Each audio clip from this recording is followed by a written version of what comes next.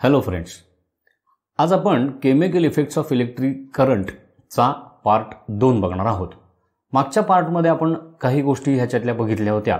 आता त्याच्यातल्या पुढच्या गोष्टी आपण ह्याच्यामध्ये पाहणार आहोत. मागच्या पार्टमध्ये आपण काय काय बघितलं होतं तर इलेक्ट्रिक करंट म्हणजे काय, चार्ज पार्टिकल्स म्हणजे काय, चार्ज कॅरियर्स म्हणजे काय, त्याच्यानंतर वेगवेगळ्या सॉलिड्समधनं जे इलेक्ट्रिक करंट फ्लो होतो तो कसा होतो, वेगवेगळ्या लिक्विड्समधनं इलेक्ट्रिक करंट कसा फ्लो होतो त्याला काय म्हटलं जातं, त्याच्यानंतर कंडक्टर्स, रेझिस्टर्स आणि ह्याच्या बाबतीत जर म्हणायचं तर इलेक्ट्रोलाइट्स, लिक्विडच्या बाबतीत जर म्हणायचं तर इलेक्ट्रोलाइट्स आणि नॉन इलेक्ट्रोलाइट्स हे प्रकार आपण मागच्या वेळी बघितले होते. आता त्याच्या पुढचं आपण बघणार आहोत chemical effects of electric current.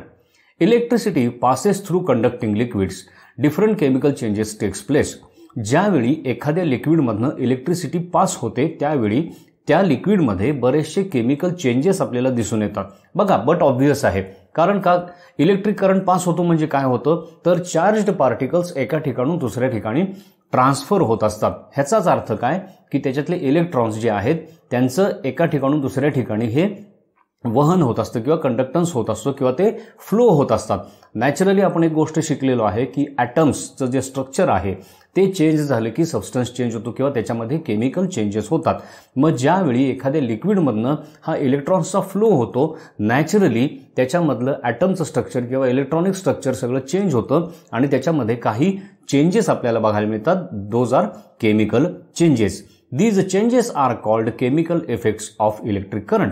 आणि हे जे चेंजेस आपल्याला दिसतात त्यालाच आपण काय म्हणतो, chemical effect of electric current.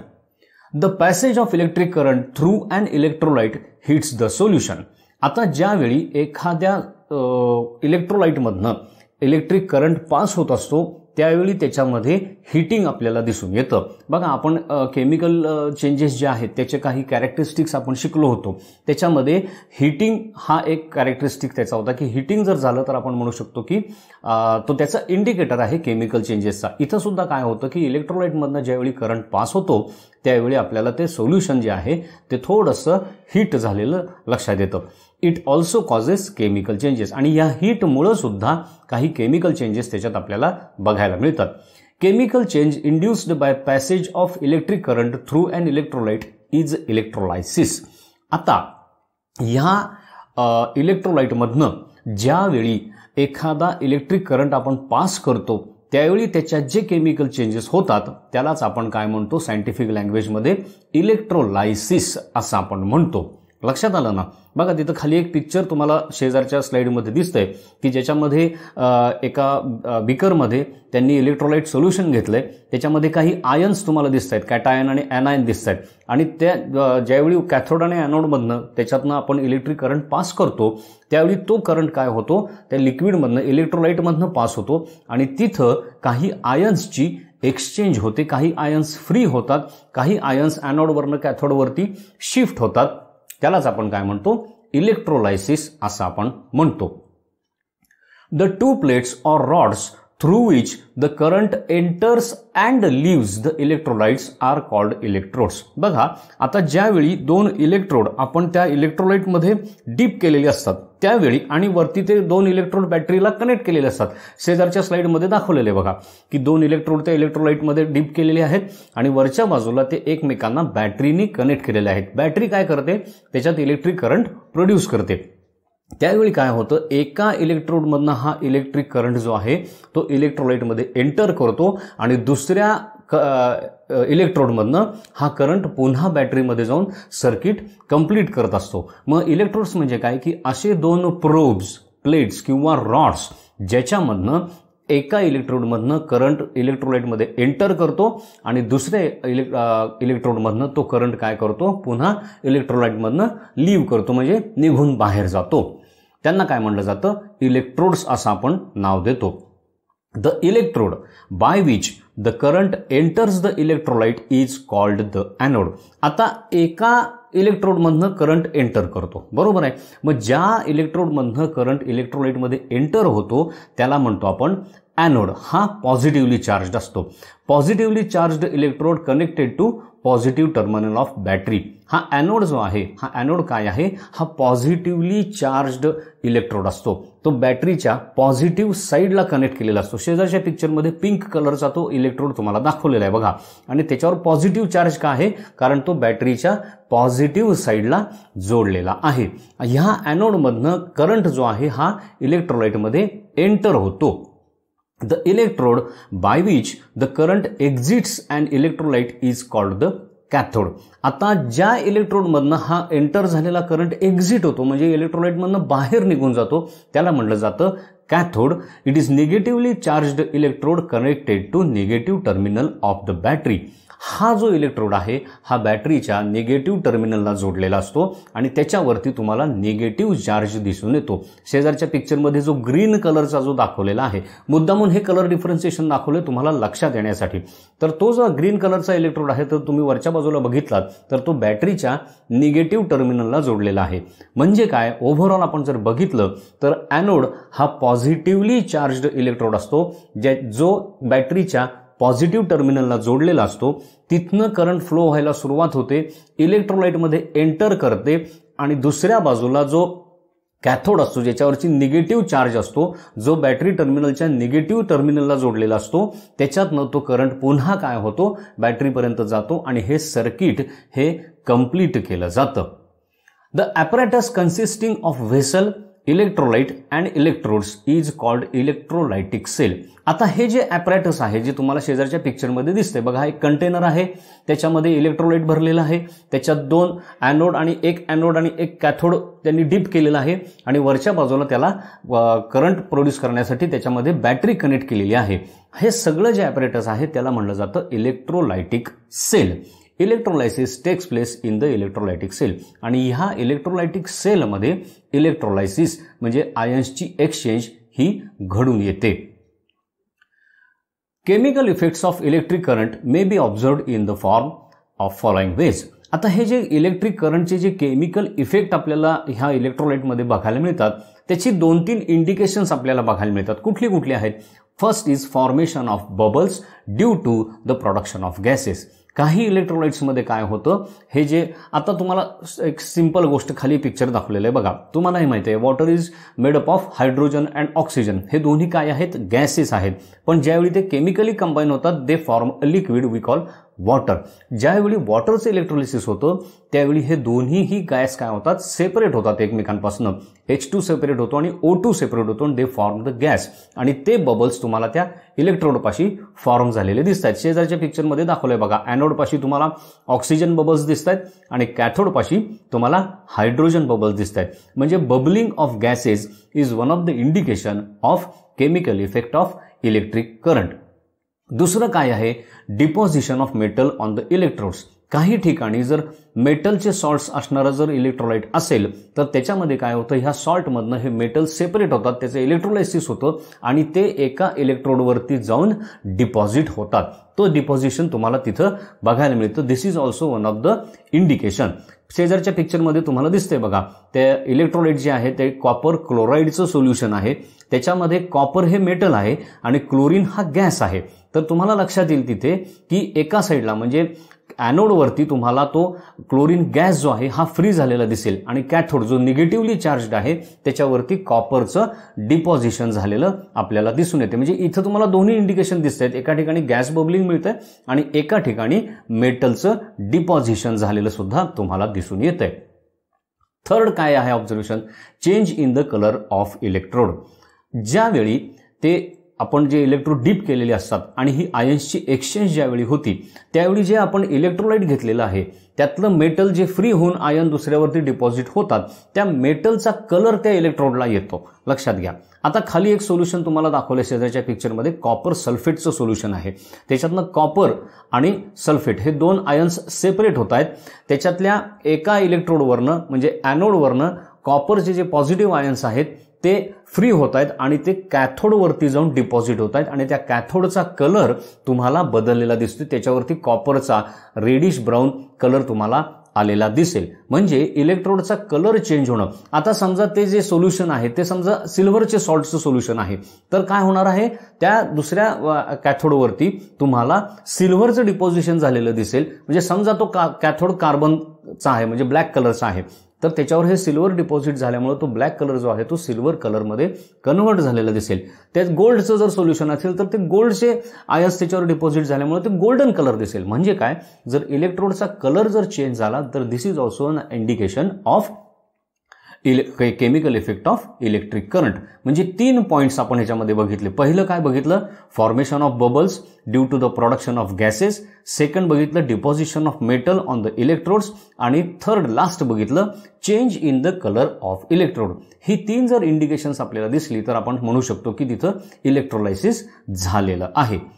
आता पुढचं आपण बघणार आहोत, that is electrolysis of water. वॉटरचं इलेक्ट्रोलिसिस कसं होतं, पाणी ह्याचं इलेक्ट्रोलिसिस कसं होतं हे आपण बघणार आहोत. Water can be electrolysed by passing electric current through acidified water. वॉटरमधनं जर इलेक्ट्रिक करंट पास केला तर त्याचं इलेक्ट्रोलिसिस होतं, पण त्याच्यासाठी त्याच्यामध्ये आपल्याला ऍसिड थोडंसं मिक्स करावं लागतं आणि ते ऍसिडिफाय करावं लागतं. हे कशासाठी, आपण बघितलं होतं की प्युअर वॉटरमधनं इलेक्ट्रिक करंट पास होत नाही. थोडंसं त्याच्यात ऍसिड टाकल्यामुळे काय होतं, ऍसिडचं डिसोसिएशन होतं आणि त्याला तिथं करंट पास करायला किंवा ते इलेक्ट्रोलाइटमध्ये कन्वर्ट होतं आणि त्याच्यातनं करंट पास होतो. Small amount of dilute sulphuric acid is added into the water. ह्यासाठी काय केलं जातं, डायल्यूट सल्फ्युरिक ऍसिडची अगदी थोडीशी अमाऊंट, थोडीशी क्वांटिटी त्याच्यामध्ये मिक्स केली जाते. शेजारच्या पिक्चरमध्ये तुम्हाला दिसतंय बघा, बॅटरी आहे, एका 2 ट्यूब पाण्यामध्ये डीप केलेल्या आहेत. एका ट्यूबमध्ये ॲनोड इन्सर्ट केलेला आहे, एका ट्यूबमध्ये कॅथोड इन्सर्ट केलेला आहे. ॲनोडच्या तिथं तुम्हाला ऑक्सिजन फ्री होताना दिसतो आणि कॅथोडच्या इथं तुम्हाला हायड्रोजन फ्री होताना दिसतो. Due to electrolysis of water, production of hydrogen and oxygen gas takes place. ज्यावेळी वॉटरचं इलेक्ट्रोलिसिस होतं, म्हणजे थोडक्यात डिसोसिएशन होतं, त्यातले आयन्स जे आहेत हायड्रोजन आणि ऑक्सिजन जे कंबाईन होऊन वॉटर मॉलिक्यूल तयार झालाय, तो मॉलिक्यूल ब्रेक केला जातो. त्याच्यातला हायड्रोजन गॅस आणि ऑक्सिजन गॅस हे 2 गॅस सेपरेट केले जातात. The hydrogen liberated at cathode and oxygen at anode. ह्याच्यातला जो हायड्रोजन आहे हा कॅथोडवरती लिबरेट होतो, म्हणजे तिथं फ्री होताना तुम्हाला दिसतो, आणि ऑक्सिजन जो आहे तो मात्र ॲनोडवरती फ्री होताना दिसतो. शेजारच्या डायग्राममध्ये अगदी क्लिअर कट तुम्हाला ते दाखवलेलं आहे बघा. पिक्चर दाखवलेलं आहे, त्याच्यामध्ये 2 ट्यूब सेपरेट आहेत, एकामध्ये कॅथोड आहे, एकामध्ये ॲनोड आहे. ॲनोडपाशी तुम्हाला ऑक्सिजन बबल होताना दिसतोय आणि कॅथोडपाशी हायड्रोजन बबल आउट होताना दिसतोय. शेजारी त्याची रिॲक्शन पण दाखवली आहे. Water electric current gives hydrogen plus oxygen. म्हणजे इथं काय होतं, तो मॉलिक्यूल इलेक्ट्रिक करंटमुळे आपला जो वॉटरचा जो मॉलिक्यूल आहे H2O हा मॉलिक्यूल काय केला जातो, सेपरेट केला जातो. त्याचे दोन्हीही ॲटम सेपरेट केले जातात. हायड्रोजन कॅथोडवरती लिबरेट होतो आणि ऑक्सिजन जो आहे तो ॲनोडवरती लिबरेट होतो. ह्याला म्हणलं जातं इलेक्ट्रोलायसिस ऑफ वॉटर. आता एक आपण ॲक्टिव्हिटी बघणार आहोत to demonstrate electrolysis of copper chloride. Copper chloride हा जो सॉल्ट आहे त्याचं सोल्युशन तयार करून त्याचं इलेक्ट्रोलिसिस कसं होतं हे आपण ह्याच्यामध्ये बघणार आहोत. मटेरियल रिक्वायर्ड काय काय आहे, एक बीकर, बल्ब, स्विच, 6 व्होल्ट किंवा 9 व्होल्टची एक battery, connecting wires, 2 carbon electrodes cathode आणि ॲनोड आणि कॉपर क्लोराईड सोल्युशन. आता शेजारच्या फिगरमध्ये दाखवल्याप्रमाणे त्याची सगळी त्या ॲपरेटसची अरेंजमेंट करायची आहे. ते जे 2 कार्बन इलेक्ट्रोड्स आहेत त्याला वायर्स कनेक्ट करून त्या वायर्स पॉझिटिव्ह टर्मिनलला एक आणि निगेटिव्ह टर्मिनलला बॅटरीच्या एक लावायची आहे आणि स्विच ऑन करून करंट त्याच्यामधनं फ्लो करायला सुरुवात करायची आहे. आणि जे तुम्हाला ऑब्झर्वेशन दिसते ती नोट डाऊन करायची आहे. आता ह्याच्या डिटेल जे आहेत आपल्या प्रोसिजरची त्याच्यासाठी तुम्ही टेक्स्टबुक रेफर करू शकता. सगळ्या स्टेप बाय स्टेप त्याच्यामध्ये दिलेलं आहे. ऑब्झर्वेशन काय आहे, after a while bubbles of a gas are observed at anode which smells like bleaching powder. थोड्या वेळाने जर तुम्ही बघितलं तर तुम्हाला असं लक्षात येईल की ॲनोडवरती तुम्हाला बबलिंग झालेलं दिसेल, छोटे छोटे बबल्स तिथनं बाहेर पडताना दिसतील आणि त्याचा जर तुम्ही स्मेल घेतलात स्लाइटली तर तो तुम्हाला ब्लिचिंग पावडरच्या स्मेलसारखा दिसेल. आणि the surface of the cathode becomes reddish. आणि जो कॅथोड आहे निगेटिव्ह टर्मिनल किंवा निगेटिव्ह इलेक्ट्रोड जो आहे त्याच्यावरती तुम्हाला रेडिश कलरचं डिपॉझिशन झालेलं थोड्या वेळाने दिसून येतं. पिक्चरमध्ये तुम्हाला ते क्लिअर दाखवलेलं आहे बघा. कन्क्लुजन काय, gas at anode is easily identified by smell as chlorine. Bleaching powder जर तुम्ही पाण्यात टाकली तर तो जो स्मेल येतो तो क्लोरीनचा असतो, कारण ब्लिचिंग पावडर पाण्यात मिक्स झाल्यावर त्यातनं क्लोरीन फ्री होतो. मग इथं सुद्धा तो ब्लिचिंग पावडरचा जो स्मेल येतो त्याच्यावरून तुम्ही डायरेक्टली सांगू शकता की it is a chlorine. Surface of cathode becomes reddish due to deposition of copper. आता हे कॉपर क्लोराईडचं सोल्युशन आहे. कॉपरचा कलर तुम्हाला माहिती आहे, तांब आपल्या घरात जे कॉपरच्या वेसल्स असतात किंवा कॉपरचे काही आर्टिकल्स असतात त्याचा कलर तुम्हाला माहिती आहे, इट्स रेडिश इन कलर. म्हणजे काय, कार्बन इलेक्ट्रोडवरती कॅथोडवरती जो रेडिश कलर आलेला आहे that is because of deposition of copper. Electrolysis of copper chloride takes place. आणि अशा प्रकारे जे कॉपर क्लोराईड सोल्युशन आपण घेतलेलं होतं त्या कॉपर क्लोराईड सॉल्टमधनं क्लोरीन फ्री झाला आणि कॉपर पण फ्री झालं. आणि हे दोन्ही काय झालं, वेगवेगळ्या इलेक्ट्रोड्सवरती. कॉपर कुठल्या ह्याच्यावरती डिपॉझिट झालं, कॅथोडवर डिपॉझिट झालं, आणि क्लोरीन कुठं लिबरेट झाला, ॲनोडवरती लिबरेट झाला. This way electrolysis of any salt solution can take place. लक्षात आली ही ॲक्टिव्हिटी. असं तुम्ही दुसरं कुठलंही सोल्युशन वापरून कॉपर सल्फेट घेऊ शकता किंवा सिल्वर सल्फेट घेऊ शकता.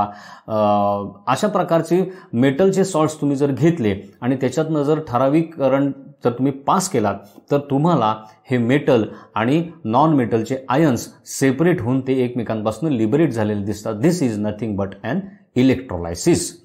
Electrolysis of copper chloride. When copper chloride solution is taken in a beaker and 2 carbon electrodes are placed in it to form a circuit, current flows through the solution. एका copper chloride solution जर आपण एखाद्या बीकरमध्ये घेतलं मगाच्या ॲक्टिव्हिटीप्रमाणे आणि त्याच्यात जर carbon electrode 2 deep केले जे आपल्या सर्किटला जोडलेले आहेत आणि जर त्याच्यातनं करंट फ्लो केला तर त्याच्यातनं करंट फ्लो होताना तुम्हाला दिसतो, कारण तिथं कॅरियर चार्ज कॅरियर्स प्रोड्यूस होतात. कॉपर आणि सल्फेट हे क्लोराईड हे 2 चार्ज कॅरियर्स तिथं प्रोड्यूस होतात आणि तिथनं करंट फ्लो व्हायला सुरुवात होते. As current passes through bulb starts glowing. जसा त्यातनं करंट फ्लो व्हायला लागतो, ह्या सर्किटमध्ये जर तुम्ही बल्ब जोडलेला असेल तर तो बल्ब तुम्हाला ग्लो झालेला दिसतो. ह्याचा अर्थ काय, त्या इलेक्ट्रोलाइटमधनं करंट पास होऊन ते सर्किट कंप्लीट झालेलं आहे. After a while, as copper chloride splits into copper and chlorine, the bright blue color of the copper chloride solution starts fading. आता बघा, कॉपर क्लोराईड, कॉपरचा कलर रेड आहे, क्लोरीन हा colourless किंवा थोडासा ग्रीनिश कलरचा gas आहे. पण ज्यावेळी हे दोन्ही कंबाईन होतात त्यावेळी ब्ल्यू कलरचं त्याचं सोल्युशन तयार होतं. पण जसं जसं इलेक्ट्रोलिसिसमुळे कॉपर आणि क्लोरीन हे सेपरेट व्हायला लागतात तसं तसं काय व्हायला लागतं, हा ब्ल्यू कलरचा जो सोल्युशनचा आहे तो हळूहळू फेड व्हायला लागतो. आणि ज्यावेळी कंप्लीट जेवढे काही कॉपर क्लोराईडचे त्याच्यामध्ये मोलिक्युल्स आहेत ते सगळेच्या सगळे स्प्लिट झाले आणि सेपरेट झाले की ते सोल्युशन जे आहे हे तुम्हाला कलरलेस झालेलं लक्षात येतं. लक्षात आलं. तर अशा प्रकारे आपण हे इंडिकेशन किंवा हे इलेक्ट्रोलायसिस झालेलं पाहू शकतो. आता ह्याच्यातला पुढचा पार्ट आहे दॅट इज कॉल्ड इलेक्ट्रोप्लेटिंग. मागच्या ॲक्टिव्हिटीमध्ये आपण पहिल्या बघितलं की एका इलेक्ट्रोडवरती कॉपर जमा झालेलं दिसलं. सेम प्रोसेस वापरून आपण कुठलंही मेटल एखाद्या दुसऱ्या मेटलवरती किंवा दुसऱ्या एखाद्या सबस्टन्सवरती त्याचं लेअर तयार करू शकतो किंवा कोटिंग तयार करू शकतो. त्याला म्हटलं जातं electroplating. Iron nails, iron sheets and other iron objects get rusted after a period of time. हे तुम्हालाही माहिती आहे, खाली शेजारच्या पिक्चरमध्ये दाखवलंय की आयर्न आर्टिकल्स जी असतात ही जर मॉइश्चरला, वॉटरला आणि एअरला जर एक्सपोज झाली तर काही दिवसांनी ते रस्ट व्हायला लागतात. ह्याला कारण काय, एअरमधले जो ऑक्सिजन आहे त्याची त्या आयर्न बरोबर रिॲक्शन होते मॉइश्चरच्या प्रेझेन्समध्ये आणि तिथं आयर्न ऑक्साईड तयार होतो which is reddish in colour. इथं खाली पिक्चरमध्ये तुम्हाला दाखवलंय, तो एक स्पॅनर गंजलेला दाखवलेला आहे, काही नेल्स दाखवलेत गंजलेले, त्याच्या शेजारी एक प्लेट गंजलेली तुम्हाला दिसतेय. हे सगळं कशामुळे झालेलं आहे तर रस्टिंग किंवा करोजनमुळं हे झालेलं आहे. पण metal buckets and metal water tanks don't rust. आता हे जर तुम्ही बघितलं तर तुम्ही मेटल बकेट्स बघितलेले असतील किंवा काही घरांवरती किंवा काही कारखान्यांमध्ये मेटलचे टँक्स बघितलेले असतील, ते मात्र रस्ट होत नाहीत. Y? Metal sheets used for this undergo a process called electroplating. ह्याच्यासाठी जो मेटल शीट वापरलेला असतो तो मेटल शीट जो आहे हा इलेक्ट्रोप्लेटिंग करून वापरलेला असतो. किंवा घरांवर जे पत्रे टाकलेले असतात ते सुद्धा तुम्हाला असे शायनी सरफेसचे दिसतात. हे काय केलेलं असतं तर आयर्न शीटवरती दुसऱ्या एका मेटलचं कोटिंग दिलेलं असतं. आता जसं आपण पेंटचा कोट ब्रशनी देतो तसा हा मेटलचा कोट त्या आयर्न प्लेटवर किंवा आयर्न आर्टिकलवर देता येत नाही. तर त्याच्यासाठी काय केलं जातं, इलेक्ट्रोलाइट किंवा इलेक्ट्रोलायसिस ही प्रोसेस वापरली जाते. It is a common application of electrolysis. आता तुम्हाला लक्षात येईल की हे जे आपल्याला किंवा तुमच्या घरात टूल्स असतात, स्पॅनर असतो, वेगवेगळे पत्र्याचे आर्टिकल्स असतात, किंवा आपल्या घरामध्ये जे पाण्यासाठी पत्र्याला पन्हाळी बसवलेली असतात, घरावर टाकलेले पत्रे असतात, अशा प्रकारची बकेट्स असतात, या सगळ्यांवरती तुम्हाला एक शायनी कोटिंग दिसतं. आणि हे कोटिंग कशाचं असतं तर एका विशिष्ट मेटलचं, जे करोजन होऊ शकत नाही, ज्याची ऑक्सिजन बरोबर, हवेतल्या ऑक्सिजन बरोबर रिॲक्शन होत नाही, अशा मेटलची त्याच्यावर कोटिंग दिलेली असतात. त्याला म्हणलं जातं इलेक्ट्रोप्लेटिंग किंवा इलेक्ट्रोलिसिसमुळे जे प्लेटिंग केलं जातं. जसं मागच्या ॲक्टिव्हिटीमध्ये कॉपर जे डिपॉझिट झालेलं होतं कार्बनवरती, तसं ह्या आयर्न प्लेटवरती हे काय केलं जातं, दुसरं मेटल जे आहे हे कोट केलं जातं. आणि ह्याच्यासाठी प्रोसेस कुठली वापरली जाते तर electrolysis. When a metal or alloy of metal is coated with another metal using method of electrolysis, the process is called electroplating. एका मेटलवरती किंवा अलॉय ऑफ मेटलवरती किंवा दुसऱ्या कुठल्या एखाद्या सबस्टन्सवरती ज्यावेळी दुसऱ्या मेटलचा लेअर दिला जातो आणि त्यासाठी इलेक्ट्रोलायसिस ही प्रोसेस वापरली जाते, त्याला म्हणतो आपण इलेक्ट्रोप्लेटिंग. अनेक वस्तू तुमच्या घरांमधल्या तुम्हाला ह्या पद्धतीनं डिफरंट प्लेटिंग केलेल्या किंवा वेगवेगळं प्लेटिंग केलेल्या दिसून येतात. त्याची एक्झाम्पल आपण खाली पिक्चरमध्ये तुम्हाला दिसत आहेत. गोल्ड प्लेटेड वॉच असतात, काही कॉपरची भांडी आपल्या घरात असतात, काही सिल्वरची भांडी असतात. त्याच्यानंतर आपल्या घरातली बाथरूमची फिटिंग्स आहे, वेगवेगळे आपल्या घरात ज्या मेटल आर्टिकल्स वापरलेले असतात ह्याच्यावरती तुम्हाला काहीवरती तुम्हाला ब्रासचं कोटिंग दिसतं. ह्याच्यासाठी सगळ्यासाठी इलेक्ट्रोप्लेटिंग ही मेथड वापरलेली असते. आता इलेक्ट्रोप्लेटिंग का केलं जातं? 2 main reasons for electroplating: to protect the metal against corrosion and to produce attractive articles. हे प्लेटिंग जे केलं जातं हे 2 गोष्टींसाठी केलं जातं. पहिली गोष्ट म्हणजे कॉपर, आयर्न ह्या किंवा सिल्वर ह्यासारख्या गोष्टी जर हवेमध्ये एक्सपोज झाल्या तर त्याचं करोजन होताना तुम्हाला दिसतं. हे पण आपण केमिकल चेंजेसमध्ये शिकलेलो आहोत. मग हे कशामुळे होतं तर हवेतले काही गॅसेस त्या मेटल बरोबर रिॲक्ट होतात मॉइश्चरच्या प्रेझेन्समध्ये आणि त्याचं करोजन सुरू होतं. मग हे गॅस त्या मेटलला जर आपण कॉन्टॅक्टमध्ये येऊनच दिले नाही तर हे करोजन आपण टाळू शकतो. मग त्यासाठी काय केलं जातं, असे जे न्यूट्रल मेटल्स आहेत की ज्यांची हवेतल्या इतर गॅसेस बरोबर रिॲक्शन होत नाही, अशा मेटल्सचं इलेक्ट्रोलिसिसनी कोटिंग त्या मेटलवरती दिलं जातं आणि तो कॉन्टॅक्ट जो आहे तो कट केला जातो, ज्याच्यामुळे आतलं जे मेटल आहे ते सुरक्षित सेफ राहतं, करोजनपासून त्याला कुठल्याही प्रकारचा धोका पोहोचत नाही.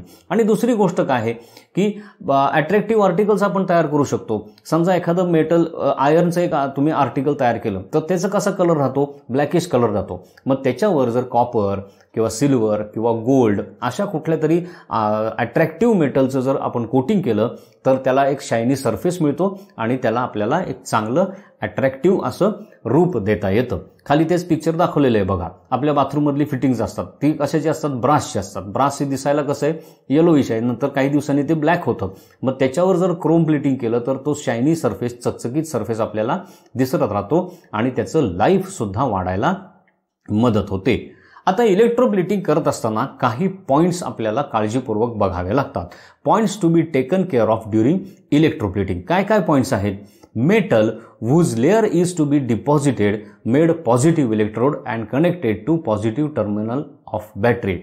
आता ज्या मेटलचा लेअर आपल्याला दुसऱ्या मेटलवर द्यायचा आहे, नीट बघा, metal whose layer is to be deposited, ज्या मेटलचा लेअर आपल्याला द्यायचा आहे ते मेटल जे आहे ते पॉझिटिव्ह इलेक्ट्रोडमध्ये घ्यायचं, म्हणजेच ते पॉझिटिव्ह टर्मिनलला कनेक्ट करायचं. आता इथं खाली एक पिक्चर तुम्हाला शेजारच्या स्लाइडमध्ये दिसतंय बघा. त्या बाथमध्ये, टबमध्ये ते पाणी घेतलेलं आहे, इलेक्ट्रोलाइटचं सोल्युशन घेतलेलं आहे. त्याच्यामध्ये 2 ॲनोड म्हणजे पॉझिटिव्ह टर्मिनल्स डीप केलेले आहेत आणि सेंटरला एक कॉइन सारखं एक आर्टिकल त्यांनी बसवलेलं आहे. आता त्या कॉइनवरती काय होतंय, ते जे साईडचे इलेक्ट्रोड्स आहेत ॲनोड, त्याच्यामधलं मेटल येऊन त्या कॉइनवरती डिपॉझिट होताना तुम्हाला दिसून येईल. लक्षात आलं ना? म्हणजे ज्या मेटलचा लेअर द्यायचा आहे तो आपण ॲनोड म्हणून वापरायला पाहिजे. तो पॉझिटिव्ह टर्मिनल, बॅटरीच्या पॉझिटिव्ह टर्मिनलला कनेक्ट करावा लागतो. दुसरी गोष्ट काय, the metal object on which electroplating metal is to be deposited is made negative electrode. आता ज्या मेटल ऑब्जेक्टवरती आपल्याला हे प्लेटिंग करायचं आहे, दुसऱ्या मेटलचा लेअर द्यायचा आहे, ते काय करायचं, ते कॅथोडच्या जागी किंवा निगेटिव्ह इलेक्ट्रोड म्हणून वापरायचं आणि ते बॅटरीच्या निगेटिव्ह टर्मिनलला कनेक्ट करायचं. लक्षात आलं. नंतर काय बघायला लागतं, a water soluble salt of the metal to be deposited is used as an electrolyte. आता जे इलेक्ट्रोलाइट आपण त्या बाथमध्ये घेणार आहोत ते सुद्धा कशाचं सोल्युशन पाहिजे, की जे मेटल आपल्याला दुसऱ्या मेटलवरती प्लेटिंग करायचं आहे त्या मेटलचं ते सॉल्ट सोल्युशन किंवा सोल्युबल सॉल्ट आहे त्याचं इलेक्ट्रोलाइट बनवायचं आणि ते त्याच्यामध्ये हे दोन्ही सगळ्या जे ॲनोड आणि कॅथोड आहेत किंवा ते ऑब्जेक्ट्स आहेत आणि ॲनोड आहे ते डीप करायचं, which remains uncharged in the process. आणि हे जे इलेक्ट्रोलाइट आहे हे अनचार्ज्ड राहतं, म्हणजे त्याच्यामधनं फक्त काय होतं, इलेक्ट्रोलिसिस होतं त्याचं आणि त्याच्यातले जे आयन्स आहेत ते फक्त इकडनं तिकडं ट्रान्सफर होतात. बघा त्या पिक्चरमध्ये जर तुम्ही बघितलं तर जे मेटल डिपॉझिट करायचं त्याचा ॲनोड तयार केलेला आहे आणि ज्याच्यावर ते मेटल डिपॉझिट करायचे म्हणजे ज्या ऑब्जेक्टवरती इलेक्ट्रोप्लेटिंग करायचं आहे त्याचा तुम्हाला कॅथोड ते सेंटरला ते कॉईनसारखं एक डिशसारखं एक हे अडकवलेलं दिसेल. काय होतंय, ॲनोडमधनं ते आयन्स निघतात आणि ते त्या कॅथोडवरती म्हणजेच त्या ऑब्जेक्टवरती जाऊन डिपॉझिट होतात आणि ऑटोमॅटिकली काय होतं, त्या कॅथोडवरती किंवा त्या ऑब्जेक्टवरती त्या ॲनोडमधनं निघालेल्या मेटलचे आयन्सचा एक लेअर, एकसारखा एक लेअर तयार होतो and this is nothing but electroplating. आता आणखीन एक आपण ऍक्टिव्हिटी बघणार आहोत टू डेमॉन्स्ट्रेट इलेक्ट्रोप्लेटिंग. याच्यासाठी काय काय पाहिजे आपल्याला, कॉपर सल्फेट सोल्युशन पाहिजे, डायल्यूट सल्फ्युरिक ॲसिड पाहिजे, 2 thin copper plates each of size 10 centimetre bye 5 centimetre म्हणजे 2 थिन कॉपर प्लेट्स घ्यायच्या आहेत साधारण 10 सेंटीमीटर बाय 5 सेंटीमीटर साईजच्या, एक beaker, distilled water, glass rod, sandpaper, battery आणि कनेक्टिंग वायर्स एवढं आपल्याला मटेरियल याच्यासाठी लागणार आहे. इथं पिक्चरमध्ये जशी दाखवली तशी अरेंजमेंट आपण करायची आहे. काय करायचं आहे, त्या बीकरमध्ये ते कॉपर सल्फेटचं सोल्युशन तयार करून क्रश करून कॉपर सल्फेट डायल्यूट डिस्टिल्ड वॉटरमध्ये मिक्स करायचं, त्याचं सोल्युशन बनवायचं, ते त्या बाथमध्ये किंवा त्या बीकरमध्ये घ्यायचं आहे. त्याच्यानंतर ज्या कॉपर प्लेट्स आहेत त्या सँडपेपरनी क्लीन करायच्या आहेत, एकदम चकचकीत करायच्या आहेत. दोन्हीला कनेक्टिंग वायर जोडायच्या आणि बॅटरीच्या पॉझिटिव्ह आणि निगेटिव्ह टर्मिनलला जोडून मध्ये त्याला स्विच टाकायचा आहे. अशा प्रकारे अरेंजमेंट करायची. नंतर ऑब्झर्वेशन्स करायचे. काय करायचं, ऑब्झर्वेशन काय त्याच्यात तुम्हाला दिसून येईल, one of electrodes anode gradually wears out while other cathode increases in size.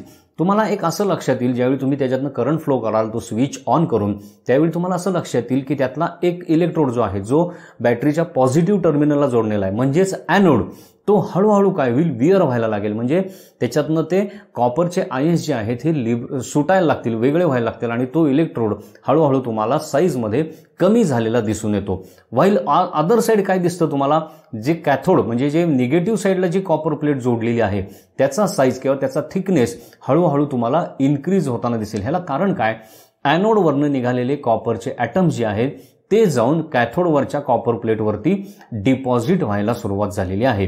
त्यामुळं ॲनोडचा साईज आहे हा हळूहळू कमी झालेला दिसतो, ते करोड झाल्यासारखं तुम्हाला दिसेल, पण कॅथोडचा साईज आहे तो मात्र हळूहळू वाढलेला तुम्हाला दिसून येईल. कन्क्ल्युजन काय आहे, electroplating of one of the copper plates has taken place. ह्याच्यातनं कन्क्ल्युजन काय आहे की जी कॅथोड साईडला जी कॉपर प्लेट आपण बसवलेली आहे ज्याचा साईज वाढतो आहे त्याच्यावरती कॉपरचं इलेक्ट्रोप्लेटिंग व्हायला सुरुवात झालेली आहे. नॅचरली ज्यावेळी ॲटम एका ठिकाणून निघून दुसऱ्या प्लेटवरती ज्यावेळी डिपॉझिट होणार आहेत त्यावेळी त्या ॲटम्समुळे त्या कॉपर प्लेटचा थिकनेस हा वाढत जाणार आहे. आता त्या कॉपर प्लेटच्या जागी तुम्ही दुसरं काही एखादा मेटल पीस लावला तर त्याच्यावरती ते कॉपरचे ॲटम्स जाऊन बसतात आणि this is nothing but an electroplating. अशा पद्धतीने इलेक्ट्रोप्लेटिंग प्रोसेस ही केली जाते. आता ॲप्लिकेशन्स ऑफ इलेक्ट्रोप्लेटिंग आपण बघूया. इलेक्ट्रोप्लेटिंग कुठं कुठं आपण वापरत असतो.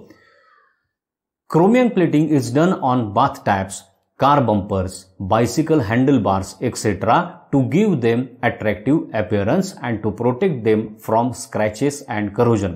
बघा तुम्ही सायकल्स वापरता, बरोबर आहे, तुमच्याकडे मोटरसायकल असते, कार असते, ह्याच्यामध्ये बरेचसे स्टीलचे पार्ट्स वापरलेले असतात, पण ॲक्च्युली ते स्टील असतं का, तर नाही, ते काय असतं, वेगळं काहीतरी मटेरियल असतं. काही ठिकाणी प्लॅस्टिक असतं, काही ठिकाणी आयर्नचे आर्टिकल्स असतात आणि त्याच्यावरती हे क्रोमचं प्लेटिंग देऊन त्याला शायनिंग आणलेलं असतं. क्रोम हा जो आहे, chrome is used as it is shining and resist scratches and doesn't क्रोमच का वापरलं जातं? एकतर क्रोममुळे शायनी होतं सरफेस, एकदम ग्लॉसी सरफेस मिळतो तुम्हाला. दुसरी गोष्ट, त्याच्यावर स्क्रॅचेस पडत नाहीत. तुम्ही काही त्याच्यावर जरी घासलं गेलं तर त्याच्यावर स्क्रॅच पडत नाही. आणि तिसरी गोष्ट काय, करोजनपासून ते आतल्या मेटलला प्रोटेक्ट करतं. अनेक आर्टिकल तुमच्या घरामध्ये तुम्हाला दिसतील. तुमच्या घरात जे बाथरूममध्ये जे स्टीलचे नळ असतात ते ॲक्च्युली स्टीलचे नसतात. त्याला काय केलेलं असतं, क्रोम प्लेटिंग देऊन त्याचा सरफेस जो आहे हा शायनी केलेला असतो. ते कंटिन्युअस पाण्यात असतात पण तरीसुद्धा ते खराब होत नाहीत. का? कारण क्रोम त्याच्यावरती असल्यामुळं वॉटरचा आणि त्याचा कॉन्टॅक्ट येत नाही आणि त्याचं करोजन अवॉइड केलं जातं. गाड्यांचे पार्ट्स असतात, इतर काही तुम्हाला आर्टिकल्स दिसतील. काही ठिकाणी तुम्ही बघितलं असेल तर बिल्डिंगच्या बाहेरच्या बाजूला जे स्टील वापरलेलं असतं त्याच्यावरती क्रोम प्लेटिंग केलेलं असतं. असे भरपूर तुम्हाला आर्टिकल्स तुमच्या डे टू डे लाईफमध्ये बघायला मिळतील ज्याच्यावरती क्रोमियमचं प्लेटिंग केलेलं तुम्हाला बघायला मिळेल. इथे पिक्चरमध्ये दाखवलंय बघा, त्या मोटरसायकलचे काही पार्ट्स आहेत त्याच्यावर क्रोम प्लेटिंग आहे. कारचा फ्रंट दाखवलाय, त्याचं पुढचं ग्रिल जे आहे, त्याच्यानंतर पुढचा बंपर आहे, त्या लाईटचे साईडचे सर्कल्स आहेत, ही सगळी काय केलेली आहेत, क्रोम प्लेटिंग केलेले आहेत. आणि तसंच खाली बाथरूम फिटिंग्स पण दाखवली आहेत, ती सुद्धा काय केलेली आहेत, क्रोम प्लेटिंग केलेली आहेत. Silver plating is also commonly done for many articles. आता बऱ्याच ठिकाणी काय असतं, लोकांना सिल्वरची ओरिजिनल प्युअर सिल्वरचे आर्टिकल्स घ्यायला परवडत नाहीत. मग त्याच्यासाठी सोल्युशन काय आहे, तर वेगळ्या कुठल्या तरी एखाद्या चीप मेटलचं किंवा चीप सबस्टन्सपासून, एलिमेंटपासून ती आर्टिकल्स बनवली जातात आणि त्याच्यावरती सिल्वर प्लेटिंग करून त्याला लुक जो दिला जातो तो सिल्वरचा दिला जातो. आता तुम्ही मार्केटमध्ये बघता बऱ्याचशा आपल्याला देवांच्या मूर्ती बघायला मिळतात किंवा मोठे मोठे डिनर सेट्स असतात किंवा वेगवेगळे ज्वेलरी असते. ह्याच्यावरती काय केलेलं असतं, ते ओरिजिनल सिल्वरचं असतं असं नाही. कारण सिल्वर जे आहे हे सगळ्यांना परवडेलच असं नाही. म्हणून काय केलं जातं की वेगळ्या मेटलची ही आर्टिकल्स बनवून त्याच्यावर सिल्वर प्लेटिंग करून त्याला सिल्वरचा लुक दिला जातो. शेजारच्या पिक्चर्समध्ये काही तुम्हाला गोष्टी ह्या दाखवलेल्या आहेत बघा. नंतर आणखीन काय आहे, cutlery and jewellery items are often gold or silver plated to give them an exquisite look of the expensive metals at a much lower cost.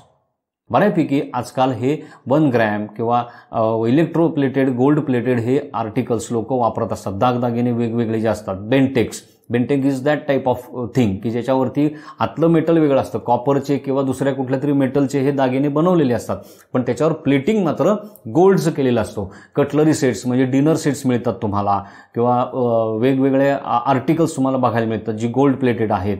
तर ह्याच्यामध्ये काय केलेलं असतं की एक लोअर कॉस्टचं एक मेटल वापरलेलं असतं, त्याच्यावरती फक्त गोल्डचा किंवा सिल्वरचा इलेक्ट्रोप्लेटिंग करून लेअर दिलेला असतो की जेणेकरून त्याचा ॲपिअरन्स जो आहे तो तुम्हाला एक्सक्विजिट दिसेल, एकदम एक्सपेन्सिव्ह वाटेल ते आणि दिसायला सुद्धा छान दिसेल. ह्याच्यासाठी ह्या गोष्टी वापरलेल्या जातात. आणखीन एक काय आहे, tin cans used for storing food are made up of iron coated with zinc. आता तुम्ही आपल्या घरामध्ये बरंचसं टीन फूड किंवा कॅन्ड फूड आपण घेऊन येतो. खाली पिक्चरमध्ये दाखवलीत बघा, वेगवेगळ्या कंटेनरमध्ये आपल्याला हे फूड मिळतं. तर हे जे फूड असतं, ते जे कंटेनर जे असतात ते ॲक्च्युली काय असतात, आयर्नचे कंटेनर असतात पण त्याच्यावरती झिंकचं कोटिंग दिलेलं असतं, त्यामुळे ते शायनी तुम्हाला दिसतात. तुम्ही आता सॉफ्ट ड्रिंकचे कॅन तुम्हाला मिळतात मार्केटमध्ये, विकत घेतो आपण, ते सुद्धा कशाचे असतात ते ओरिजिनल आयर्नचीच, आयर्नच्या थिन शीटपासून ते तयार केलेले असतात पण त्याच्यावरती झिंकचं कोटिंग दिलेलं असतं. का केलं जातं असं? Zinc is less reactive than iron and hence the food is prevented from coming in direct contact with iron and getting spoiled.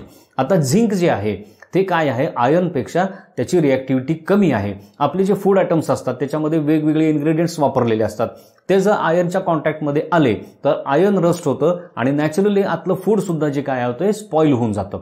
मग झिंकचा कोट दिल्यामुळे काय होतं, झिंक लेस रिॲक्टिव्ह असल्यामुळं आतले फूड आर्टिकल्स जे आहेत, फूड आयटम्स जे आहेत त्याच्याशी आयर्नचा कॉन्टॅक्ट कट केला जातो. झिंक बरोबर सुद्धा ते रिॲक्ट होत नाही आणि ते फूड जे आहे हे व्यवस्थित प्रिझर्व्ह केलं जातं, ते स्पॉइल होत नाही. तर अशा प्रकारे वेगवेगळ्या ठिकाणी इलेक्ट्रोप्लेटिंग आता आपण वापरत असतो. इथं हा आपला चॅप्टर जो आहे chemical effects of electric current हा संपला. आता ह्या सेकंड पार्टमध्ये आपण काय काय बघितलं, chemical effects of electric current like electrolysis. मग इलेक्ट्रोलायसिसमध्ये इलेक्ट्रोड्स, ॲनोड आणि कॅथोड म्हणजे काय, इलेक्ट्रोलायटिक सेल म्हणजे काय, हे जे चेंजेस होतात ते कशावरनं आपण ऑब्झर्व करायचे त्याचे 3 प्रकार बघितले. बबलिंग बघितलं, डिपॉझिशन ऑफ मेटल बघितलं, change in the colour of electrode हे बघितलं. त्याच्यानंतर आपण वॉटर आणि कॉपर क्लोराईडचं इलेक्ट्रोलायसिस कसं होतं ते बघितलं आणि सरते शेवटी सगळ्यात एंडला आपण बघितलं इलेक्ट्रोलायसिसचं ॲप्लिकेशन जे इलेक्ट्रोप्लेटिंग हे कसं केलं जातं आणि त्याचे ॲप्लिकेशन्स वेगवेगळे आपण बघितले आणि ते का केलं जातं ह्या गोष्टी आपण इथं बघितलेल्या आहेत. आता हा व्हिडिओ, ह्याची PPT, ह्याचं वर्कशीट आणि क्विज हे सगळं आपल्या ॲपवरती आणि वेब पोर्टलवरती लोड केलेलं आहे. हा चॅप्टर नीट स्टडी करा. पार्ट 1 पार्ट 2चे व्हिडिओ व्यवस्थित बघा.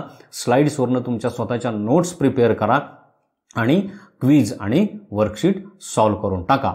So friends, here ends the chapter chemical effects of electric current. Thank you.